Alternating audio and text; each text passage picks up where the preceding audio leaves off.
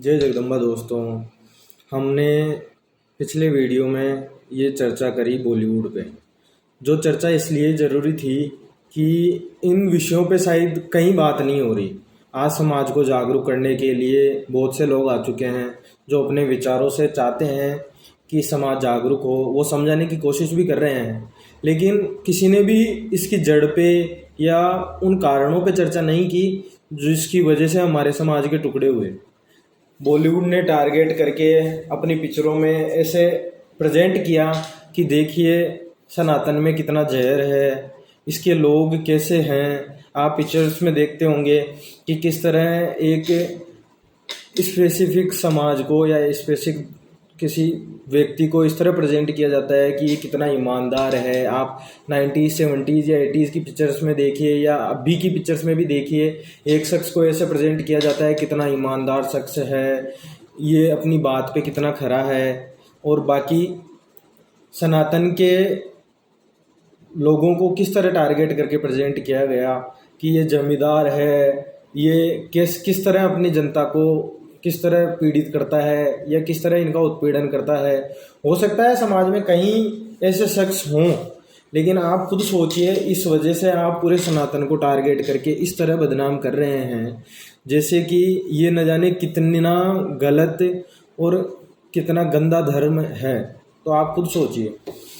और ये काम आज से नहीं हो रहा, इस काम की शुरुआत अंग्रेज़ों ने करी थी ताकि हम अलग अलग गठरियों में अलग अलग टुकड़ों में बटें और वो अच्छी तरह से और आराम से हम पे शासन कर सकें, हमारी वैचारिकता को समाप्त कर सकें और सनातन को टारगेट करके उसका विनाश कर सकें। क्योंकि इन्होंने देखा, मुग़लों के टाइम देखा कि हम लोगों को युद्धों में या हमारी आस्थाओं के केंद्रों को नष्ट करके हमारे विश्वास और वैचारिकता को नष्ट नहीं किया गया। तो अंग्रेज़ों ने वो चाल ना अपना के हमारी आस्था के केंद्रों को और इन सब चीज़ों को ना छेड़ के कि इन सब चीज़ों को टारगेट करने से विश्वास मजबूत होता है। जैसे सोमनाथ को न जाने कितनी बार तोड़ा गया और हर बड़े मंदिर को तोड़ा गया, उससे हमारा विश्वास कभी कमज़ोर नहीं हुआ। आपने कभी नहीं सुना होगा कि सनातन में आपसी न जाने कितने झगड़े या दंगे फसाद कहीं कभी हुए हों। 70s से पहले भी नहीं हुए, आज भी नहीं हुए, इतना जहर बोलने के बाद भी।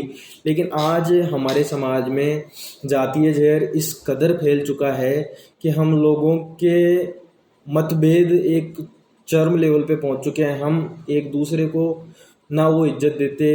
अब हम देखते हैं वो हमारे समाज का दोषी है, ये हमारी जाति का दोषी है। ये वैचारिकता हमारे जहन में डाली गई, पहले अंग्रेज़ों ने डाली, फिर राजनेताओं ने टारगेट करके डाली ताकि टुकड़े टुकड़े हों और हम आसानी से एक वोट बैंक बने रहें। उसके बाद बॉलीवुड को इस काम पे लगाया गया। अब लगाया किसने? बॉलीवुड स्वयं लगा या किसी समाज विशेष ने लगाया या फिर राजनेताओं ने लगाया, ये चर्चा का विषय है। लेकिन उन्होंने ऐसा काम किया कि उसकी वजह से जातीय जहर इस कदर फैल गया कि हम एक दूसरे से इस कदर गणना करने लग गए जितना तो शायद हम किसी ऐसे शख्स से भी नहीं करते जिसने हमारे साथ न जाने क्या क्या किया है। हम उन गलतियों को भूल चुके हैं और हम हमारे जातीय रंजिशों में, जातीय टुकड़ों में इस कदर बढ़ चुके हैं कि हम हमारे समाज के अलावा हम उन लोगों की बात नहीं करना चाहते जिनके लिए हमने न जाने क्या क्या किया है। हम एक दूसरे से ही हैं। ये वो सनातन के मजबूत खंभे थे जो कभी दुनिया की सबसे प्राचीनतम सभ्यता को इस कदर सभ्य और आप देखिए इतना विशाल और वैचारिक रूप से भी इतनी मजबूत, धनी और आप देखिए हर तरह से समृद्ध व्यवस्था थी जिसके टुकड़े किए गए। पहले बाहरी आक्रांताओं के हमलों से हम नहीं टूटे क्योंकि हमारी एकता इस कदर मजबूत थी कि हम हर युद्ध से मुकाबला करते थे। न जाने हानि हुई हो, हमें धन की हुई हो, हमारे स्थानों की हुई हो, देवी स्थानों की हुई हो, लेकिन हम फिर मजबूती से खड़े हुए। अब उन लोगों ने वो काम छोड़ दिए हैं और वैचारिकता को ही नष्ट करने के लिए इन जहरों को घोला जा रहा है ताकि हम वैचारिक रूप से कमज़ोर हो जाएं। हमारे समाज के नेता भी आज इस कदर प्रभावित हो चुके हैं कि वो नेगेटिव बातें करते हैं। जो बात उनको करनी चाहिए कि समाज में कोई त्रुटि हो, कोई कमियां हो जिनको हम नष्ट करें और हम अपने लोगों से दूर ना हो और हम उनमें वापस वो वैचारिक जुड़ाव ला सकें जो सदियों से था। आपने कभी ऐसे दंगे नहीं देखे जो जातीय दंगे हों, या हमारी वैचारिकता वैसी थी ही नहीं। हमने एक दूसरे को मारना काटना ये सीखा ही नहीं, हम मिलजुल के रहे। हमने मिलजुल के समाज को अपने सभ्यता के चरम पे पहुंचाया। लेकिन उसके बाद हुआ क्या, हमारी वैचारिकता नष्ट करने के लिए अंग्रेज़ों ने फूट डालो राज करो की नीति लेके आए, और उन्होंने हमारी वैचारिकता पे टारगेट करके ये काम स्टार्ट किया।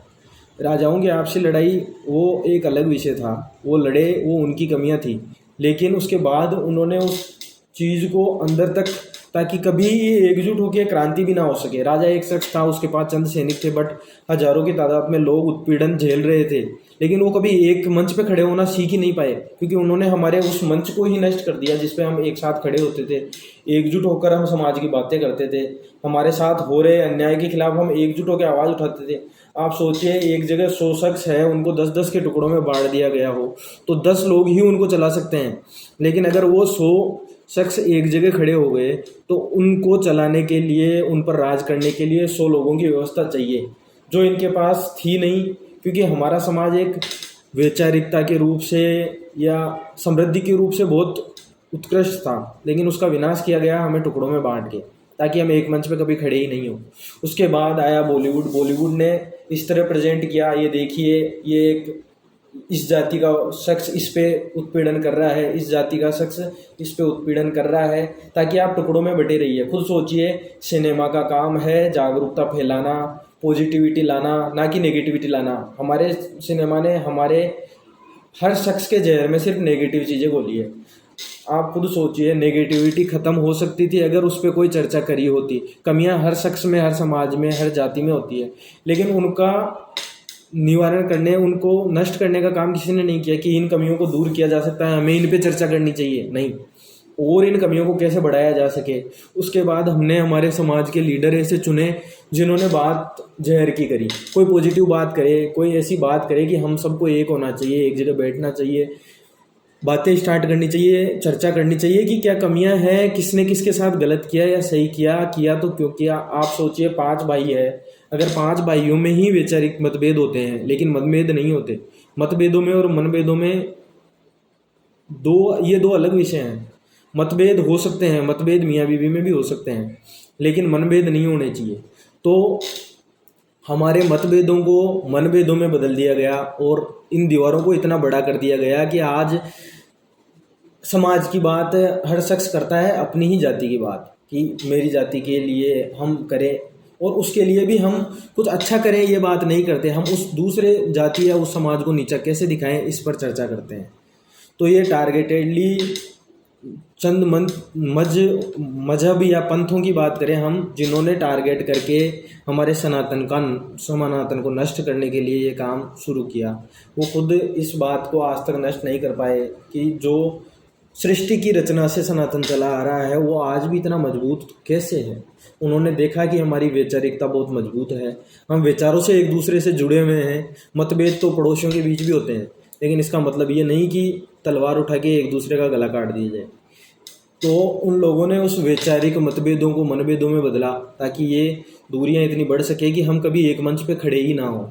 आज हमारे समाज में हर समाज के अलग अलग, हर जाति के अलग अलग लीडर हैं, लेकिन वो सिर्फ और सिर्फ इस समाज से दूसरे समाज का या इस जाति से दूसरी जाति का नाश कैसे किया जा सके, हम इसको कमज़ोर कैसे कर सकें, नीचा कैसे दिखा सकें, इसकी चर्चा करते हैं। एक भी राजनेता या एक भी समाज का लीडर ऐसा नहीं है जो मंच पे खड़ा होकर ये बात करे कि हमारे समाज में ये कमियां थी है, हमें इनको दूर करना चाहिए, हमें उन चीज़ों को नष्ट करना चाहिए जिनकी वजह से हमारा समाज या हमारी जाति बदनाम है।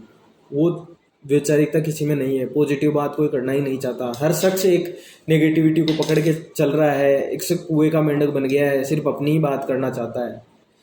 ये आप खुद सोचिए, जिस दिन सनातन के ये स्तंभ इस हद तक कमज़ोर हो जाएंगे कि हम आपसी वैचारिकता कंप्लीटली ख़त्म कर लेंगे और एक दूसरे के खिलाफ पूरी तरह खड़े हो जाएंगे, उस दिन ये अपने मकसद में कामयाब हो जाएंगे। और ये जहर बढ़ रहा है।